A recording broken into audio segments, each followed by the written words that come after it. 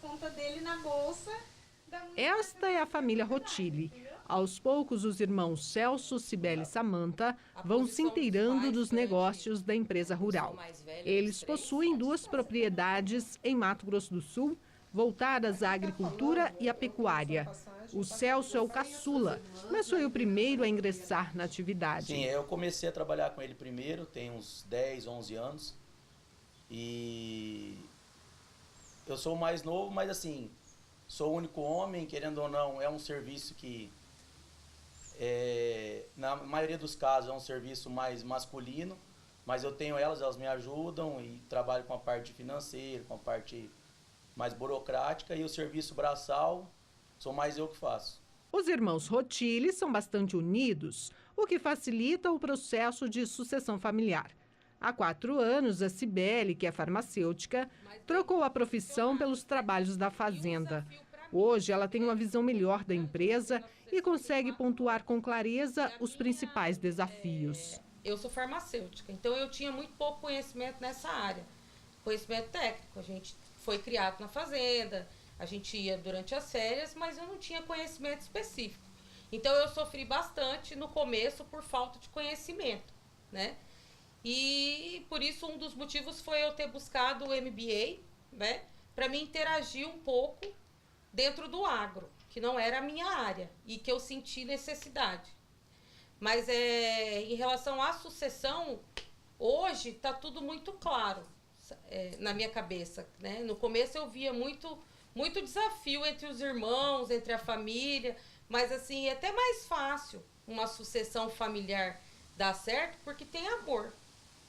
Né? Tem amor, e onde tem amor as coisas fluem mais fáceis. A Samanta, que tem como principal atividade o consultório odontológico, participa nas tomadas de decisões. Então, não estou diretamente ligada à sucessão, assim, como eles estão. Eu participo mais de tomada de decisões, reuniões, quando tem que decidir alguma coisa, e eles estão mais diretamente. Mas o que a gente nota é que com o passar do tempo a gente tem se unido cada vez mais. As diferenças se somam. Tanto que agora, nesse momento, os nossos pais estão viajando. Eles estão em Cancún de viagem de férias. Então, assim, já está passando para um outro nível que eles já conseguem sair, aproveitar um pouco e delegar. E hoje a gente está buscando, depois das formações iniciais, formações paralelas, cursos, MBA. A gente está vendo os outros cursos para fazer, para estar agregando e levando uma melhora nessa sucessão. Quem nos acompanhou nesta visita foi a consultora e pesquisadora da Unicamp, Mariane Crespolini. Ela, que auxilia em inúmeros casos como este, conta como anda o processo de sucessão familiar no Brasil. São poucos os produtores que estão preparados para a sucessão. O que acontece muitas vezes é a herança. Qual que é a diferença entre sucessão e herança? A sucessão, ela tem que multiplicar. Então, no caso da família Rotili, que eles são em 3 irmãos, a renda sustentava uma família. Agora, a sucessão, ela tem que promover essa multiplicação para trazer renda para 3 famílias, né? São 3 filhos. E a herança, quando a gente fala em herança, é quando o patriarca ou a matriarca falece e é feita a divisão, né? Então, essa é a pergunta: quantas propriedades, efetivamente, os líderes estão pensando nesse processo de multiplicação de renda, de multiplicar esse patrimônio para ficar para os filhos?